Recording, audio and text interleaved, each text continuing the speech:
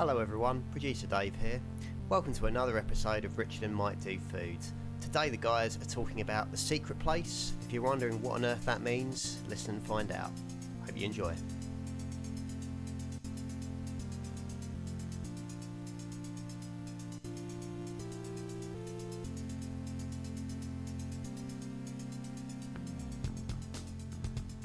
Hello everybody, welcome to today's episode of Richard and Mike Do Food.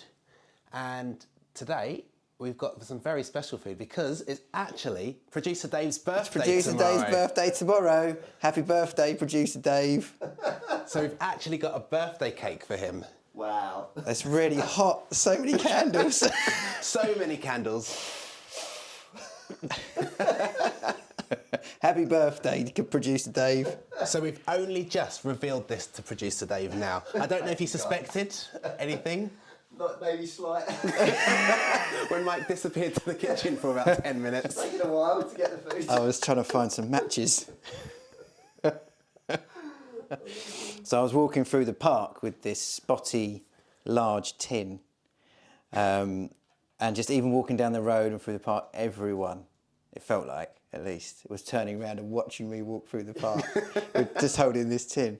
To the point where I was walking through the park, I must have looked very conspicuous, probably in my demeanour as well, because I felt very conspicuous. And there was one guy there, and he just watched me walk all the way into the park, and just watched me with this kind of wry smile on his face. And then, just as I got to him, he just went, "What is it?"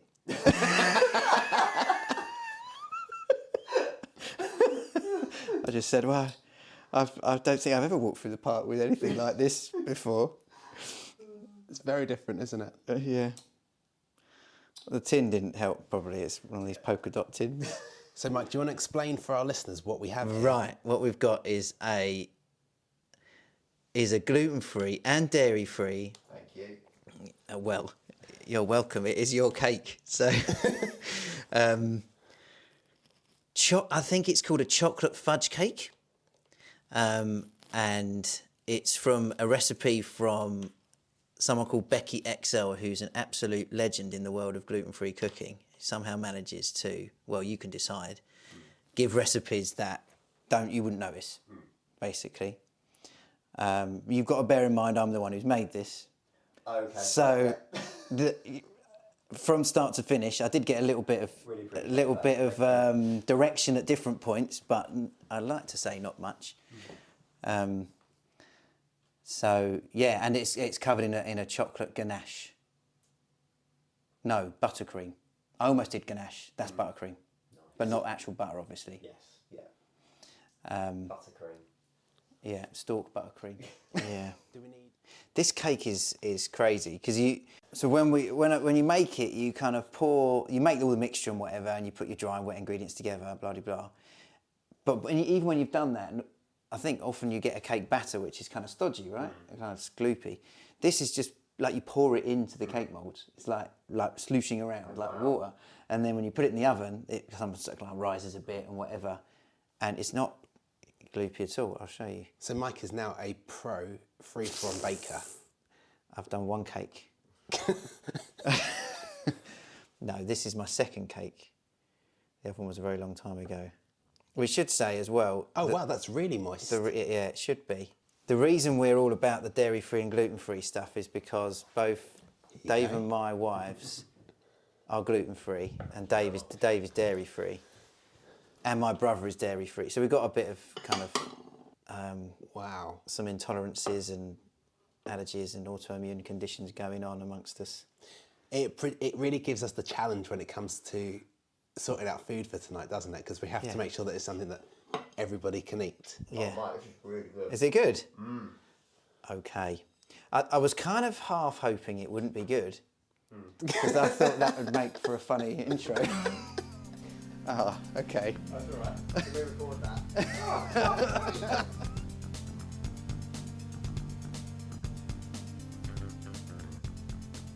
So today we're going to be talking about the secret place. Ooh, the secret place. We're letting the secret out the bag. Yes. Yes. So, yes, we are. So the secret place. Yeah. When you suggested this topic, I genuinely was like, what do you mean? Yeah. What do you mean you're going to talk about a secret place? Because it's not a terminology that I guess I was massively familiar with. So what did you mean? What do you mean by Yeah. secret place? So the secret place, I think it's that whole concept of what we do, how we praise God, how we worship God, how we connect with God, all of that stuff, but in a way where not everybody else can see, not what everyone else is aware of, where it's just you and Him.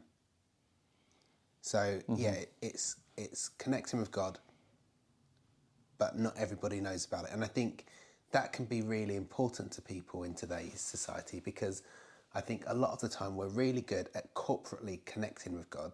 We can do it on a Sunday morning, we can do it in house groups, life groups, whatever you want to call them. But when it comes to just you and God, and I think that's one of the most important points. I think that's what we can really struggle with. Yeah. Yeah.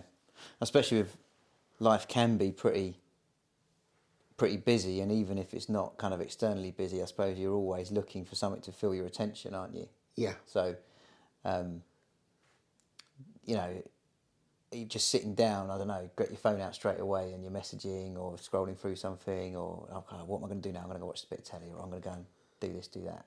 I guess more than ever, that secret place interaction would happen perhaps a bit less naturally.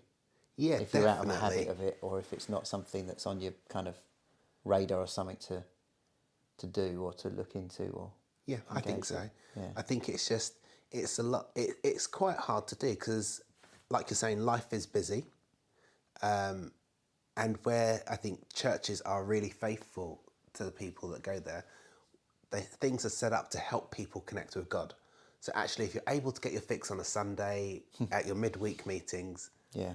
then actually you almost feel as though I don't need to do this stuff on my own.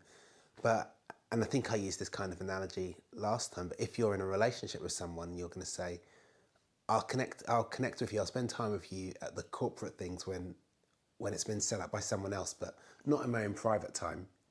It's not a healthy relationship, is it? Yeah. And I suppose if we see our bodies and ourselves as Jesus described it, as a temple for the Holy Spirit, the place where the Holy Spirit lives, He's always in us, then it can be a part of our reality to be interacting with Him regularly, like kind of almost all the time. I'm not saying that's what I do, but I would like that. And I'd certainly say that is, you know, kind of easy or forthcoming most of the time, isn't it? Whenever you kind of put your mind in that space, or you think, okay, yeah, actually, I'm going to kind of connect with God or the Holy Spirit at this point in time, then that is just freely there and freely available at all points, isn't it? Yeah.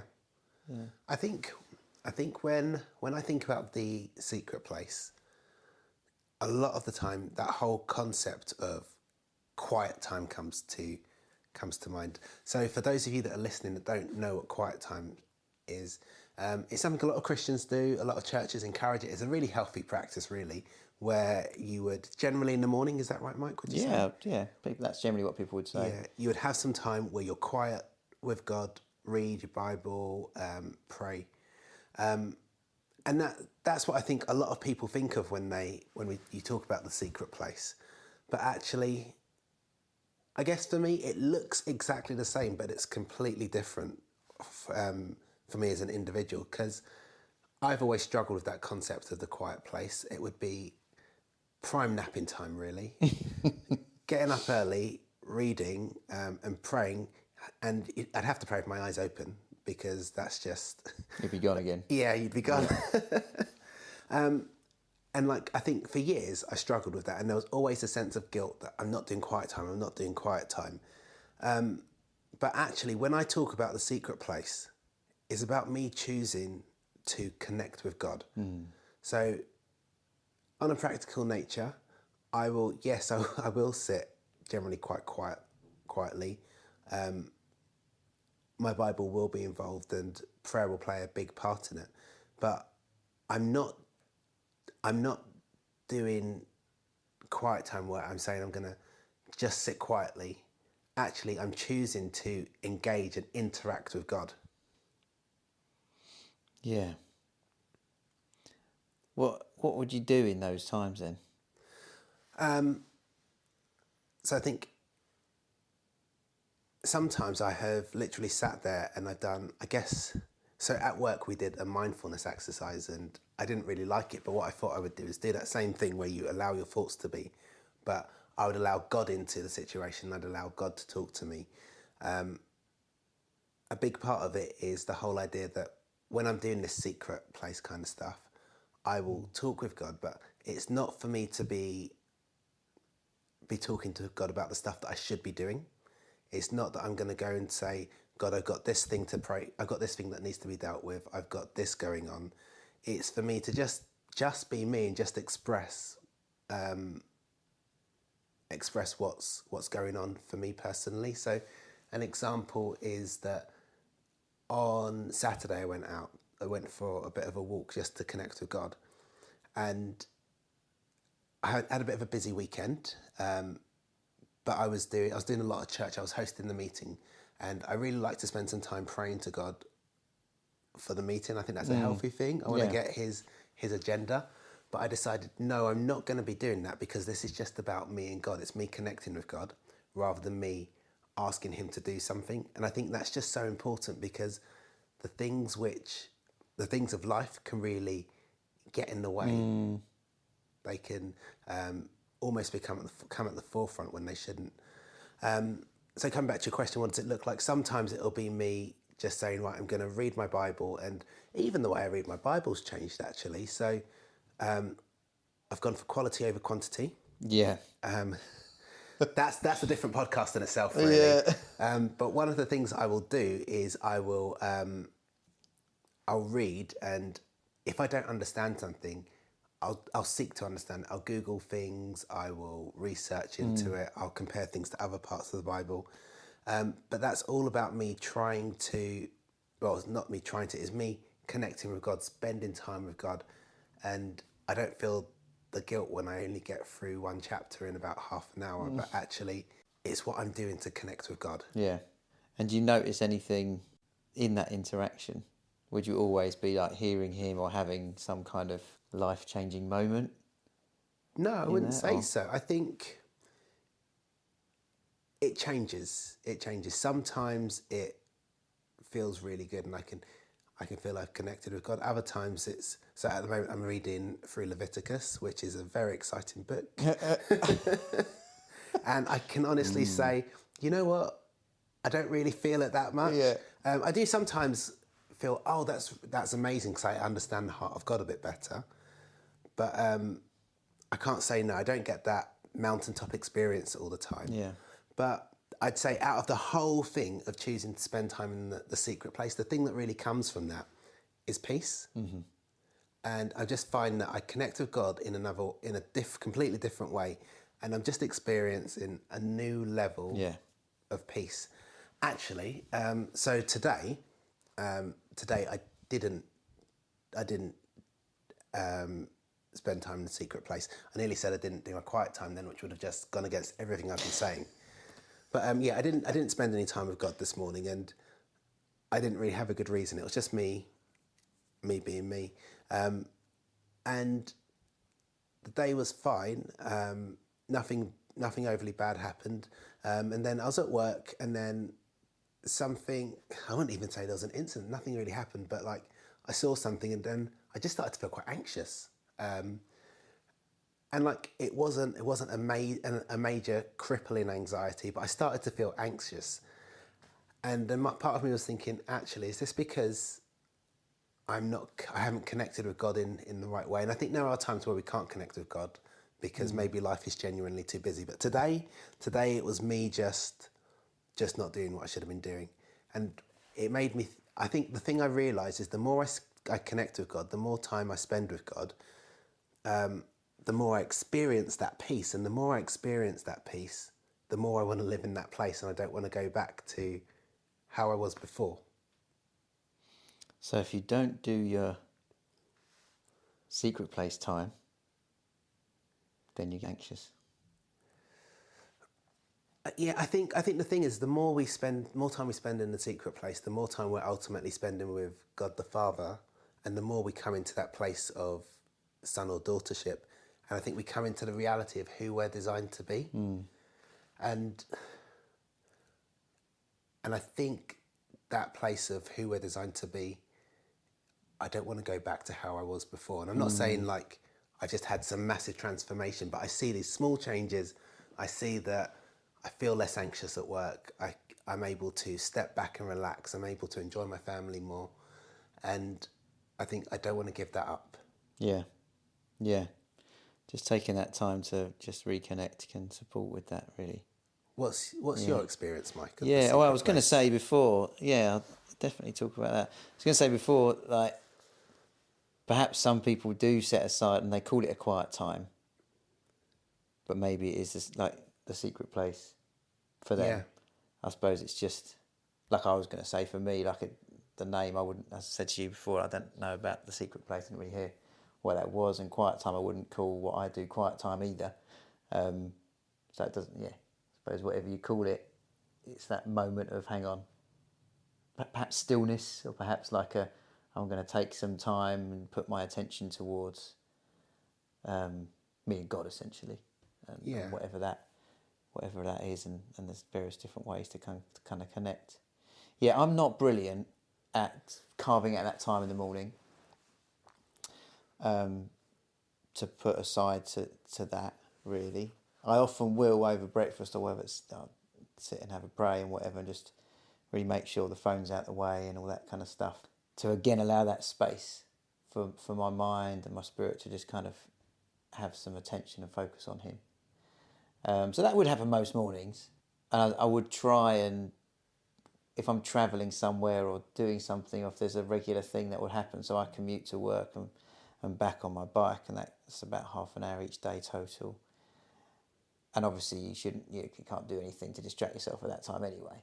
But say if I'm going somewhere on the train or whatever, then I would carve out some time there without my phone in front of me, or without another podcast on, or watching something or whatever, to just sit and spend that moment with him and just listen. I might have a book on the go that is around faith, or kind of looking into what the Bible would say, or interpreting that, and kind of spends a bit of time, as you say, like read a bit of it, a little chunk of it at a time, and just try and ruminate on that a little bit and see what he might be saying through it. So I try, sometimes I might, like you did, like with your walk, I might generate those opportunities. I don't know, even like gardening or painting, like I've got a lot of DIY to do at the moment. So I find that if I'm decorating, like that is prime time. Yeah. Because it's monotonous activity. You don't really have to think about it. You don't have to engage your brain with what's going on. But just taking that moment, not having anything on, any distractions on, just basically painting in a silent room, and just praying, I guess, and listening to him, and just spending that time with him. Maybe selling some worship music on. Maybe selling on a preach from somewhere or something like that, and see if there's stuff he would say through that to me. I think the thing I really like about what you're saying is there's loads of different ways that you do it, but I think the key thing is just that you do it. And I think that can be the challenge sometimes. Yeah. So like me today, I didn't really do it, but it's making sure that it happens. And I think that comes down to prioritizing and just giving God that place in our lives that he deserves. Yeah, absolutely. It's interesting you call it the secret place. This kind of thing that I guess no one really needs to know about. Yeah. It's like a little bit kind of like, this is actually special. So Like it's like, for the people listening, I'm a bit concerned really, because Mike, Dave and I grew up in the church, and we would regularly sing this song, and the first line was, "In the secret, in the quiet place." So we've been singing this song, but he doesn't know what it meant. But yeah. I always saw that as a little bit of a metaphor, or the kind of Elijah on the in the cave and hearing the small quiet whisper. Yeah. So that song to me was always this kind of juxtaposition of this great, powerful, amazing God, but also in the secret, quiet place is also where you reside and where you make yourself known and heard. So that was always how I. Okay. I'm not saying that. I think it was the way it was put was like I want to do something on the secret place. And this was over WhatsApp, wasn't it? Yeah. So it's like okay, the secret place. Like this feels very, very well defined. Where is it? But I don't think it is very well defined at all. It's just a stance or a posture. Yeah. Almost that we can take and we can access. It's just our kind of almost internal dialogue, isn't it, with God? Yeah. So for you, Mike, what would you say like the fruit of the secret place has been in your life? I think what you said there about peace, I think that really resonates with me. I think that is absolutely critical. I think those times with him, I would say that was the one common theme I would relate to big time as well. That's what I would have said. Yeah. So often it can just throw stuff into a different light. Like if there are stresses and challenges that you might be facing, whatever, so work, family, and bringing it to that place and to him, it can. I'm not saying it always does, because sometimes it's just as stressful, regardless, actually, I find. But it can just cast a different perspective on it, or take the pressure and weight off you, because actually the perspective when you're in partnership with him and living with him is actually, it's not the weight doesn't rest on your shoulders. What often we are doing is in order to serve and love him, if it's like that kind of pressure that's induced there. And when you look at it from his perspective there, it's like, okay, well, this is actually my burden. I've often had him say that, this is my deal. So I'm in it with you. Let's just work on this together.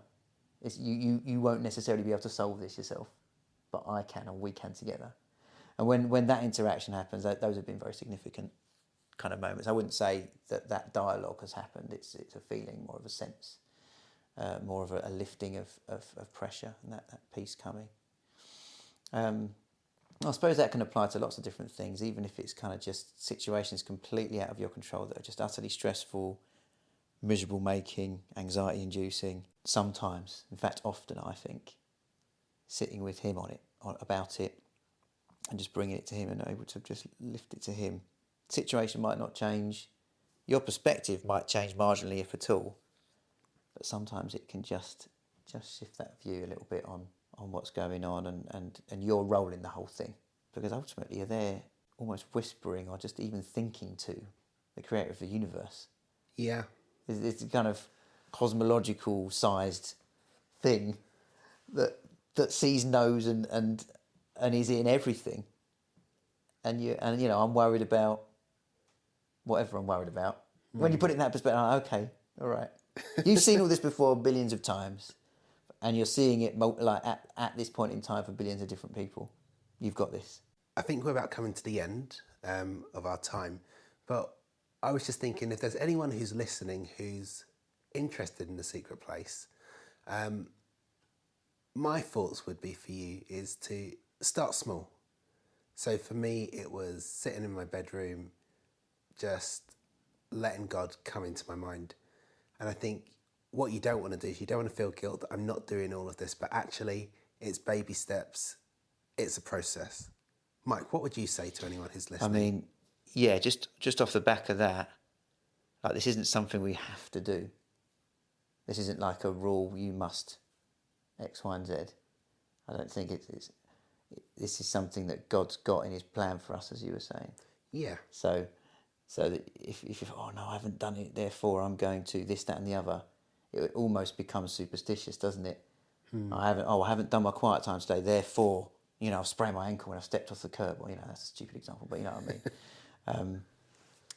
Or, as a result of not doing my quiet time, I got angry at this point or something like that. I don't necessarily, that might have happened anyway, So just to have that as a bit of a health warning, a bit of a caveat on the thing.